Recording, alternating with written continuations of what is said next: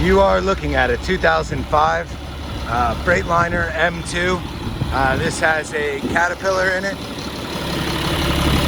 Runs well.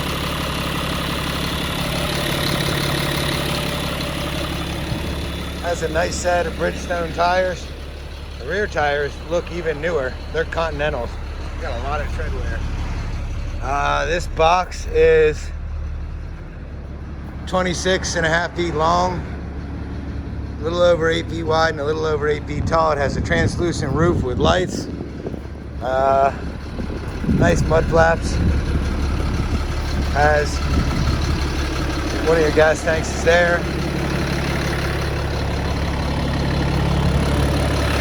The other is here. So you do have, that's your batteries right there. This has 192,000 miles on it. Battery does charge well. That's gonna plug in there, do that. If you have any other questions, please feel free to ask.